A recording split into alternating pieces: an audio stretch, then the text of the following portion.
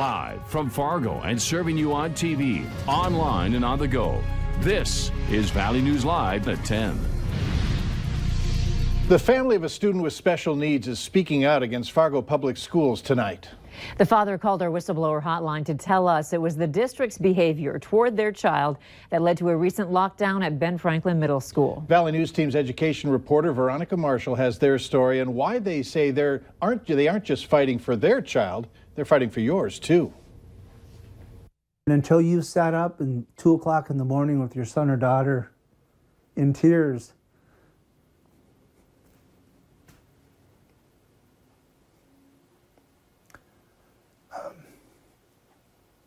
questioning why did God pick them to have autism, you know? And you got to tell them that they're special, you know?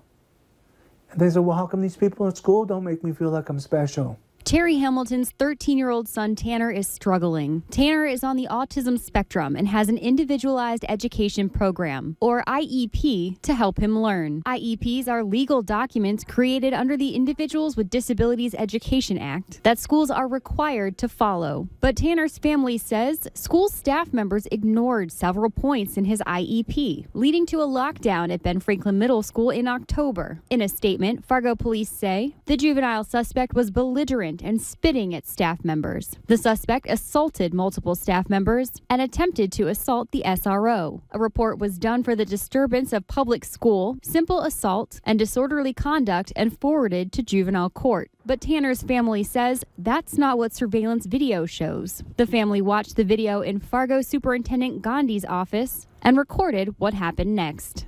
Did anybody see Mr. Riley getting hit or kicked? You guys can answer this question. This is for everybody in the room. Did anybody see on these videos, I will be using Mr. Riley, this for Juvie Hall. Did Mr. Riley get hit or kicked in his videos that we witnessed today? No. Can you say yes or no? Because the audio cannot say here. From what we saw, no. Thank you.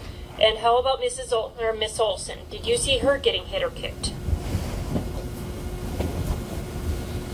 In the video that we saw, no. In the audio recording, you can also hear Mr. Gandhi agree that the video doesn't show any spitting either. This is wrong, and this wrong needs to be corrected.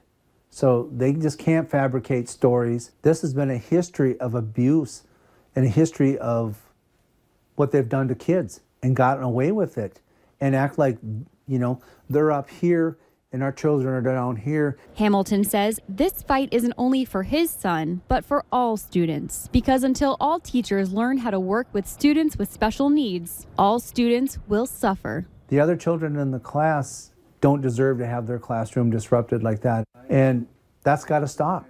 And the only way it's going to stop is if people get involved and people stand and come forward and say, okay, enough is enough. In Fargo, Veronica Marshall, Valley News Live. The Hamiltons say that they are transferring their son out of Ben Franklin Middle School. We did reach out to the Fargo Public Schools for an interview. Our request was declined.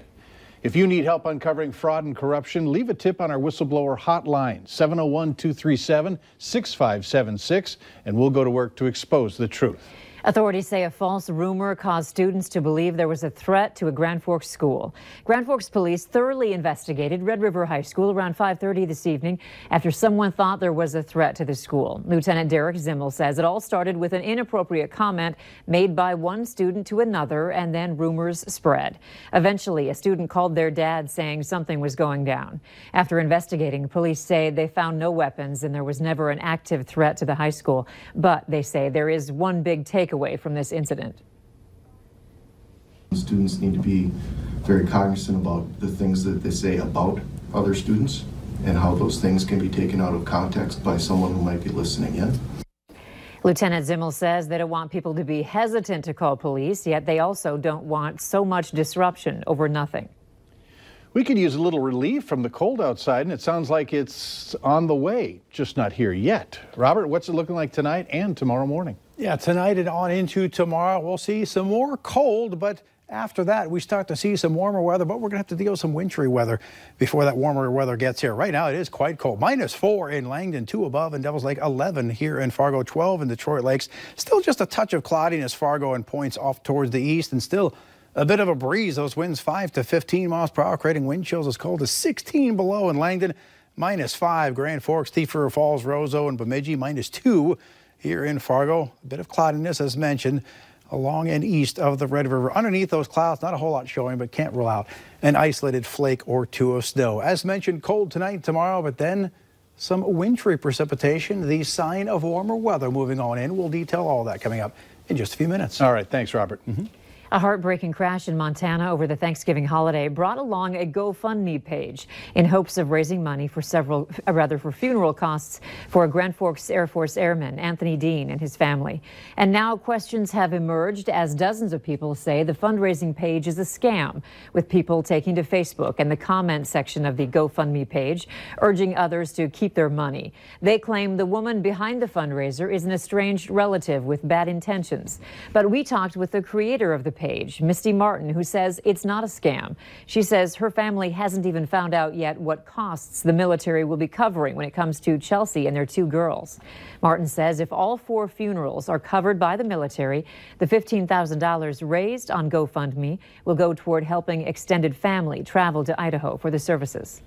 A man is facing terrorizing and gross sexual imposition charges after a night of drinking with a woman in a Fargo apartment. The victim told police that on the night of November 19th, Christopher Graywater forced himself upon her. The next day, Fargo police responded to a sexual assault call at the Cooper House on 11th Street North. The neighbor who called police says he could hear a female screaming, and when he entered the apartment, he saw Graywater holding the victim to the floor by her head and neck. Police say the victim had visible bruising on her body. If you were out this weekend, you may have noticed more animals tagging along with shoppers. This got people asking on social media, are people changing their habits when it comes to shopping? And are stores becoming more accommodating to service dogs or emotional support animals? Valley News Team's Melanie Palmer joins us with store policies. Melanie? Andrea, Mike, a new study has been released pointing out that pets becoming fake service dogs is becoming a trend. In fact, we came across a post on Facebook with someone expressing frustration after seeing a dog in Walmart. We found it's becoming more popular to bring fake service dogs in public areas. Service dogs are typically wearing a vest or have an ID tag. Research says more people are getting their dogs certified as an emotional support animal and classifying it as a service dog. But in some cases, it's not necessary. An employee with Lowe's in Fargo tells us they allow all pets inside. However, a West Acres Mall official tells us they only allow service and emotional support animals in the mall. They also say they have seen more and more people coming in with these pets in the past couple years. Some of the concern with having these dogs in public areas is that they aren't always trained. Those that are, according to service animal advocates, can perform specific tasks like fetching dropped objects or opening doors. They're also taught behavioral expectations like not barking or jumping on people. Andrea, Mike? All right, thanks, Melanie. If store managers have questions about a pet someone brings in the store, they can ask the pet owner what service the dog provides. They are not allowed to ask the dog owner about their disability. Additionally, if you're wondering if a store allows these animals inside, give them a call before you go there and ask. President Trump is suggesting a drastic change at the southern border after chaotic clashes this weekend between migrants and border agents that resulted in one port of entry temporarily closing down. As Blaine Alexander reports, the immigration debate is heating up as Congress faces a crucial deadline of its own. Today, President Trump threatening to close the southern border for good after a weekend showdown. U.S. officials launching tear gas at hundreds of migrants trying to cross the border illegally. They were being rushed by some very tough people, and they used tear gas. And here's the bottom line. Nobody's coming into our country unless they come in legally. The clash leading to a 6-hour shutdown of the U.S.-Mexico border near San Diego. On Twitter, President Trump demanding Mexico send migrants back to their countries, claiming many of them are stone-cold criminals. Do it by plane, bus, any way you want, he tweeted, but they are not coming into the USA. It comes as administration officials say the U.S. is trying to broker a deal with Mexico that would allow migrants seeking asylum to stay in Mexico while awaiting a decision. But so far, Mexico says no deal.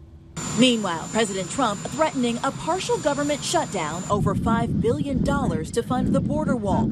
Tonight at a rally in Mississippi, calling on Congress to act. And if this isn't the right time to get funding, when you look at what's happening at the border, there'll never be a right time. You have already heard Republicans express some hesitance about shutting the government down. Meaning Republicans would need to work with Democrats, who will be a hard sell. The deadline less than 2 weeks away. Democrats say that they want protection for dreamers, undocumented immigrants who have come here and have children here as well, and protection for Robert Mueller, the man running the Russian investigation. Later on Valley News Live at 10, an unsettling 7 minutes as engineers watched a NASA spacecraft plunge to the surface of Mars. Today, another cold day, so cold in fact, today's high in Fargo, our normal low for the date at 14 degrees. One more cold day, then some wintry weather, then some warmer weather. We'll talk about all that coming up right after this.